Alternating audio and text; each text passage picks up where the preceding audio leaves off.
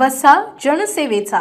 मलकापूर औद्योगिक क्षेत्र परिसरात असलेल्या aqua dynamic green energy private limited या कंपनीच्या संचालकांना अहिल्यानगर येथील डायनॅमिक फायनान्स कन्सल्टन्सी अहिल्यानगरच्या प्रतिनिधींनी आम्ही तुम्हाला 15 कोटींचं कर्ज मिळवून देतो असं सांगून 45 लाख रुपयांची फसवणूक केल्याची तक्रार ॲक्वा डायनॅमिक ग्रीन एनर्जी कंपनीच्या संचालकांनी 24 एप्रिल 26 व 20 जुलै 2026 रोजी केली आहे। मात्र अद्याप यावर कुठलीही कारवाई झाली नसल्याचं कंपनीचे संचालक सांगत आहे। 3/7/2025 रोजी आरटीजीएस द्वारे अहमदनगर येथील डायनॅमिक फायनान्स कन्सल्टन्सी या कंपनीला 45 लाख रुपये देऊनही त्यांनी ठरल्याप्रमाणे 15 कोटींचं कर्ज मंजूर केलं नाही। दिलेली रक्कम परत मागितली असता उडवाउडवीचे उत्तर मिळत आहे असंही ॲक्वा डायनॅमिक ग्रीन एनर्जी कंपनीचं म्हणणं आहे।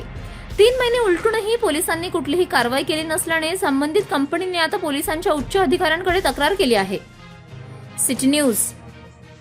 मी अमित प्रभाकर राणे, संचालक aqua dynamic green energy private limited Malkapur.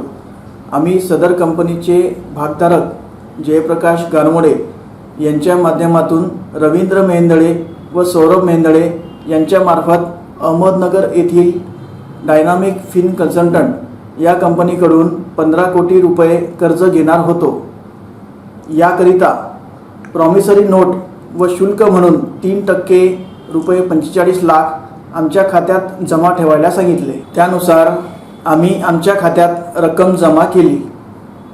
यावर मेहेंदळे यांनी सदर रक्कम आपल्या खात्यातून डायनामिक फिन कन्सल्टंट अहमदनगर यांचे खात्यात पाठवा, आम्ही आपणास लगेच डीडीद्वारे रक्कम परत करतो।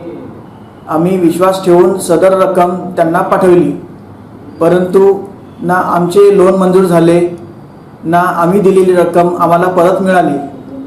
आम्ही याबाबत दिनांक 24 एप्रिल 2026 रोजी MIDC दसरखेड पोलीस स्टेशनला तक्रार दिली, परंतु कार्यवाही काहीच झाल्याचे दिसून येत नाही।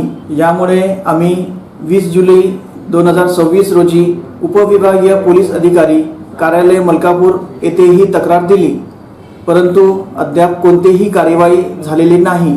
45 लाख ही रक्कम मोठी असतानाही पोलीस विभाग गांभीर्याने यावर ॲक्शन घेत नाही, हेच खरे दुर्दैव।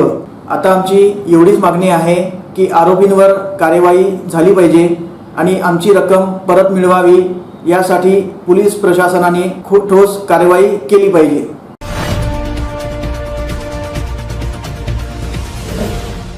सिटी न्यूज वसा जनसेवेचा।